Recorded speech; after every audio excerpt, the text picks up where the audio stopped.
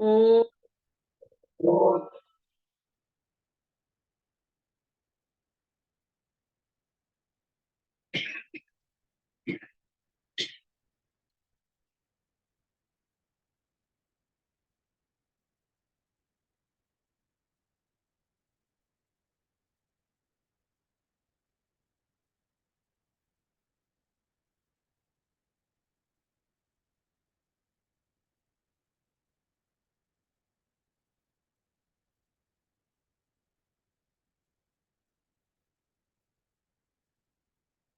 मन में गीता ध्यान लेकर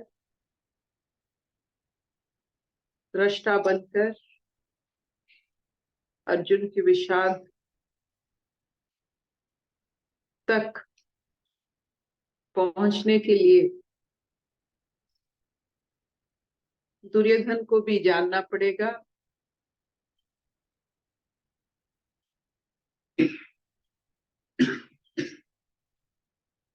और दुर्योधन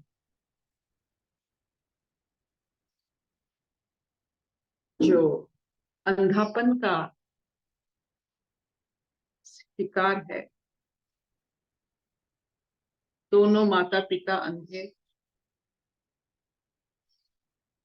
शारीरिक तौर पर, और गांधारी जी को भी देखिए, वो अंधेपन का स्वीकार करते हुए अपने बच्चों को कैसे अपने से दूर रखा। आपने कभी सोचा है गांधारी का आंखों में पट्टी बांधना कितनी बड़ी भयंकर दशा इस महाभारत का शायद सबसे बड़ा कारण हो सकता है। गांधारी माँ की आंखों में अगर पट्टी बंध जाए तो बच्चे जब माँ की आंखों से नहीं मिलते हैं, माँ की आंखों की रोशनी से अगर बच्चों की प्रोटेक्शन नहीं होती है तो क्या होता है। गांधारी जी का आंखों में पट्टी बांधना, कभी आपने सोचा है एक माँ कैसे ममता को वो बांध कर रखती है, और ये ममता विहीन बच्चे कैसे बिगड़ जाते। एक धृतराष्ट्र है जो उच्च आकांक्षा के मारे हुए है, एक आंधी माँ जो अपने ममता को बच्चों के ऊपर निछावर ना करने की सौगंध खाई, और इसका असर सब पर कैसे पड़ता है। तो आज सुनेंगे फिर दुर्योधन जैसे बहुत बड़े अच्छे इंसान, जिसके कंधे पर स्वयं लक्ष्मी वास करते हैं, जिसके बहुत मित्र हैं, उदार है वो, बहुत सारे अच्छे गुण की मालिक है दुर्योधन, लेकिन अपने माता पिता का जो इनकम्प्लीटनेस है, जो अपने माता पिता में वो कभी पूर्णता नहीं देखे, तो वो अपूर्ण होकर हर समय उस अपूर्णता का ही दुर्योधन इस युद्ध के माध्यम से पूर्ण करना चाहता। बहुत सारे लोग अपने जीवन में पूर्णता लाने की कोशिश करने का माध्यम हो जाता है युद्ध, द्वंद, गाली गलौज।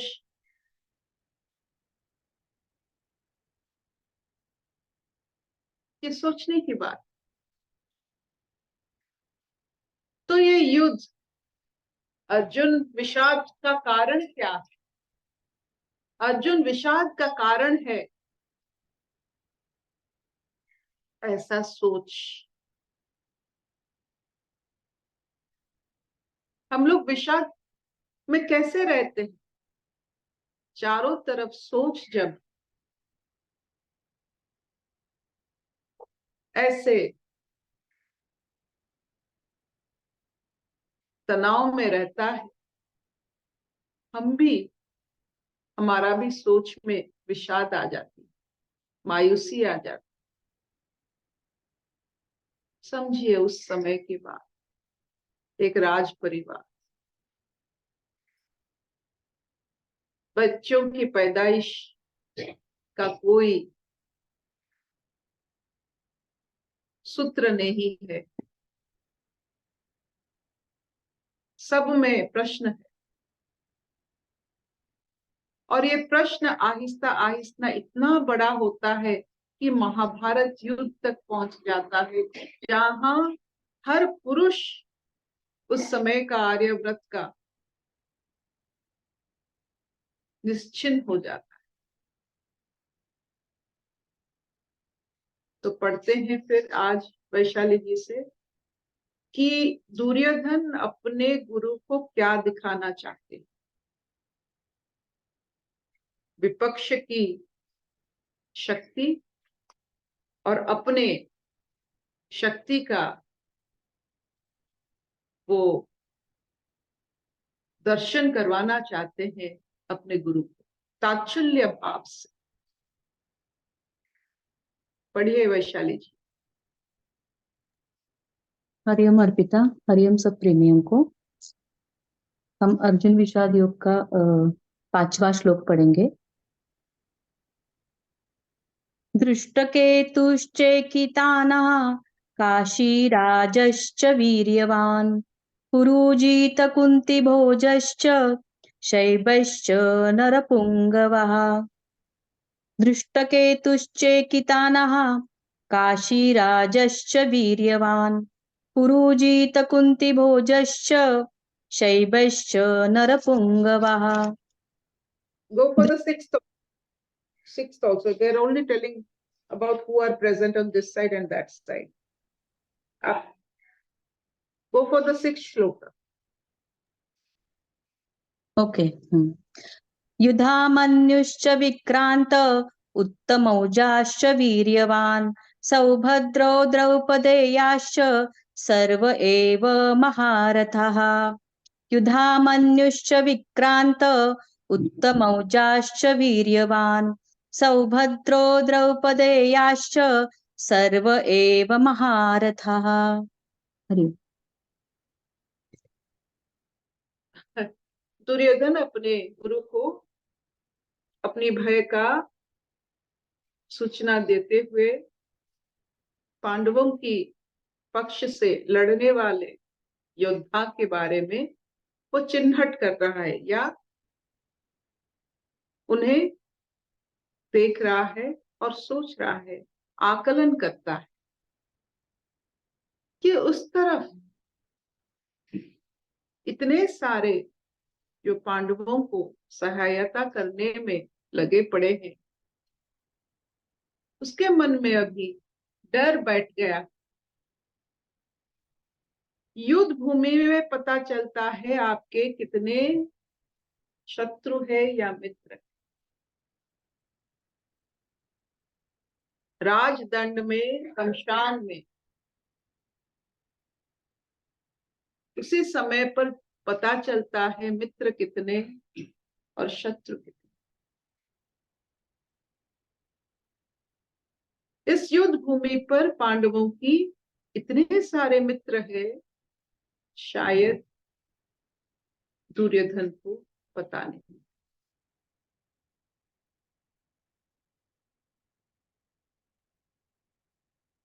और इन मित्रों के कारण जो मर मिटने के लिए पांडवों को साथ मर मिटने के लिए तैयार है, उस भाव को देखकर वो चकित थे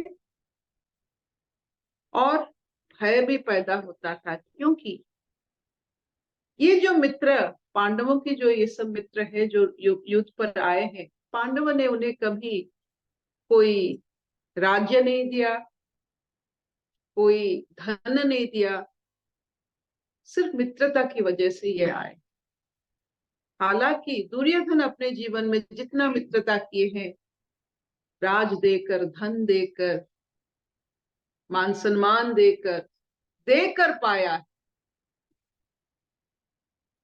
और पांडव अपने धर्म रक्षा के पथ पर चलते चलते जितने मित्र कमाए हैं वो अपने धर्म रक्षा के कारण कमाए हैं, कोई वस्तु देकर।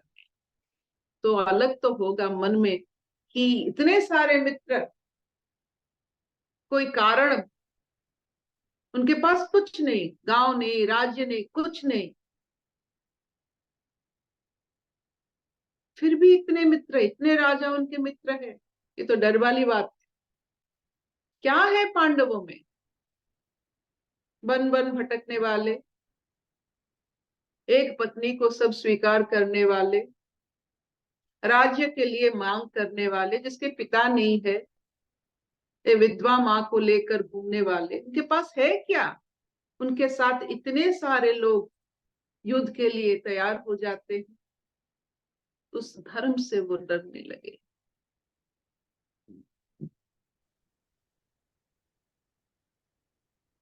सबको सब कुछ पता रहता है। जो इतने बड़े युद्ध की तमन्ना रखते हैं, अपने अंदर वो जरूर जानते हैं कि इस युद्ध का वजह वो खुद है। जब आप एक संघर्ष में हो और संघर्ष का कारण आप जानते हो, आप खुद हो, तब पूरा जो रिस्पॉन्सिबिलिटी होता है युद्ध का आपके ऊपर आ जाता है।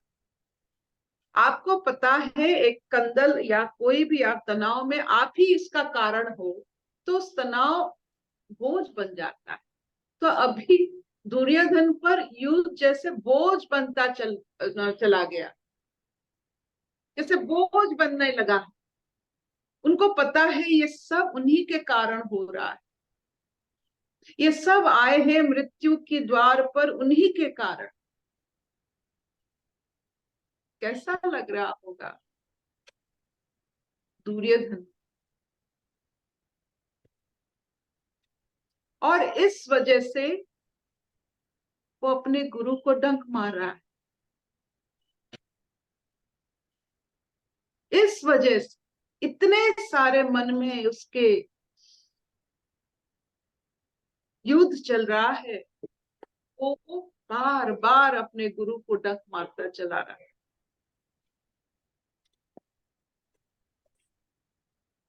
आपने कभी देखा है वास्प, जो घर में आप, एक मधुमक्खी होते हैं, एक घर में सब छोटे छोटे किवाड़ पर अपना घर बनाकर रहते हैं, और जब वो दसते हैं तो बहुत काटता है। उससे आप क्या कहते हो? वी कॉल इट ततैया। ततैया ततैया तो दीमक। दीमक नहीं नीमक, ततैया। बिरूड़ी जहाँ बंगाली में हम बोलते हैं बोलता। बोलता, वैसे बिरूड़ी इन उड़िया। तो आप देखो, ततैया ही बोलते हैं। जो आपकी बाथरूम में हो या छोटे छोटे काठ पर, कोई भी वुडन चीज पर वो होल बनाकर उसमें रहते हैं और बहुत दंसते हैं। आप जानते हो वो कैसे दंसन सीखते हैं? जब ऐसे छोटे से इंसेक्ट का बच्चा पैदा होता है, जो भी आप कहते हो उसे, ततैया या बोलता, कुछ भी कहते हो, जब उसका बच्चा पैदा होता है तो माँ उससे ऐसे बैठकर देखती है। वो जब माँ की तरफ नहीं देखती तो माँ एक डंक मारता है। माँ की डंक से उससे बहुत दर्द होता है, और इस दर्द से वो बाहर निकलने के लिए तो उड़ना सीख जाता है, फिर वो डंक मारना सीखता है। देखिए, माता पिता की दुखी के डंक की वजह से दुर्योधन का पैदाइश।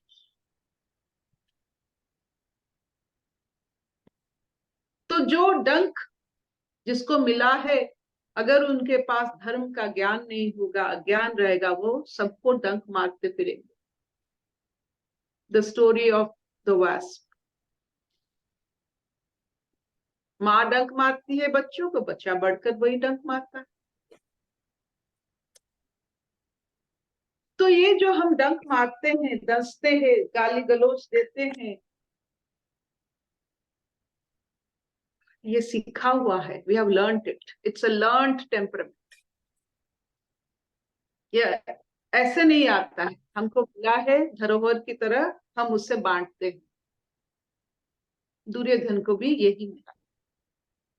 ये 5 पांडवों को स्नेह, श्रद्धा, कृष्ण सब मिले, इसीलिए वो डंक नहीं मारे, किसी को भी डंक। माता कुंती संपूर्ण भाव से अपने बच्चों की रक्षा और अपने बच्चों के साथ इतने प्यार से, और क्या कहते हैं, बहुत ही जो आप देखो 5 पांडव कैसे जुड़ कर रहे हैं। और द्रौपदी 5 को शादी करना कुंती की बात को लेकर, ये एक अनोखी बात होती है। ये एक अनोखा, आप सोचेंगे तो माँ को कितने ऊंचे मर्यादा पर ये रखे होंगे, और माँ उनके लिए क्या कुछ नहीं किया होगा कि माँ की एक वाक्य भी वो नीचे लाने नहीं दिए। तो एक तरफ शांति प्रिय ज्ञान की भंडार के साथ, और एक तरफ अशांत भाव, माता पिता ने डंक मारा, बच्चा ने सीख लिया सबको डंक मारना, दसना। आपने कभी सोचा है दुर्योधन की बाल काल कैसे कटा होगा? पिता हर समय कहता है तुझे राजा बनना है, लेकिन तेरा, मेरे भाई के बेटे अन्याय से राजा बैठा है, तुझे उससे निकालना है। कभी सोचे हो उस बच्चे के बारे में, दुर्योधन कैसे दुर्योधन बना? क्या दुर्योधन के पीछे उनके माता पिता का कोई हाथ नहीं, अपनी मामा का कोई हाथ नहीं, तो वंश का द्रोणाचार्य, कृपाचार्य और भीष्म का कोई हाथ नहीं?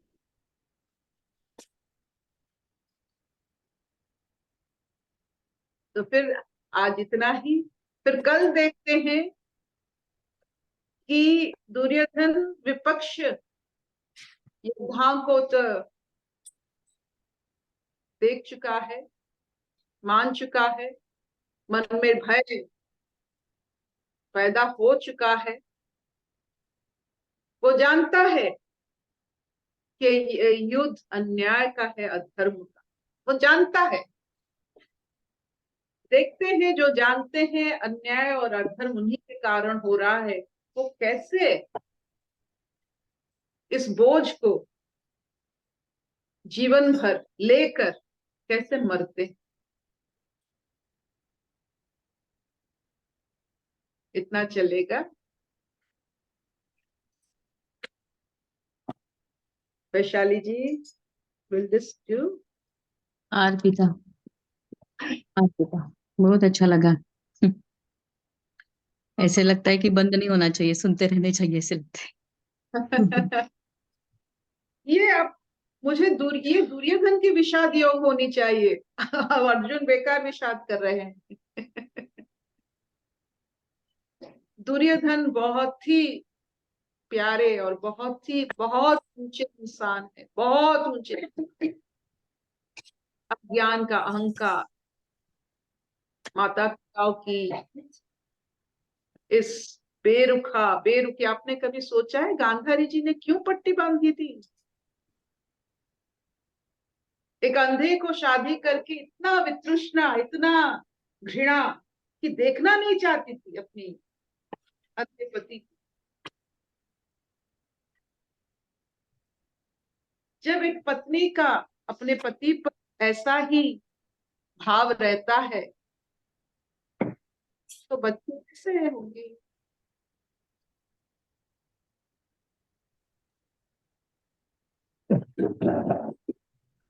मेरा जो भी सोच है दुर्योधन की तरफ बहुत जाता है।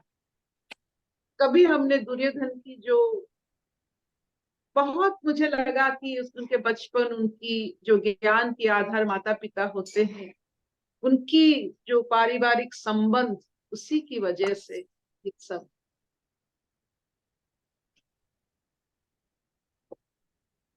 शबना नहीं इतनी की चौड़ी को हाँ हाँ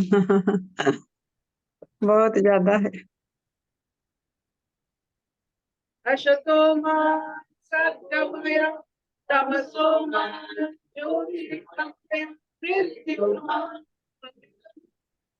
सर्वे सुखिनः सन्तु सर्वे सन्तु निरामया सर्वे भद्राणि पश्यन्तु मा कश्चित् दुःखं भवेत्। ॐ शान्ति शान्ति।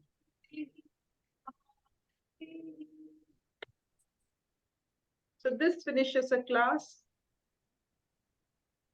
जिससे पता चलता है let us not judge anyone, सिर्फ दृष्टा बनना है।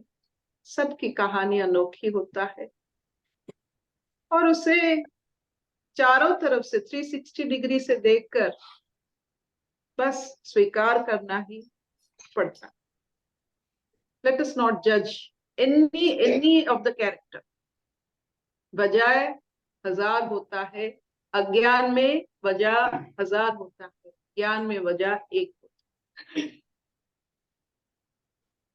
एक बार एक बन जाते हैं, संपूर्ण बन जाते हैं, तो अज्ञान की माया में फंसकर बहुत सारे कर्मों के कारण, सोच के कारण प्रारब्ध को उलझाते नहीं।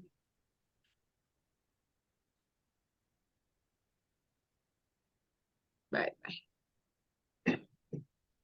थैंक यू मामा, थैंक यू।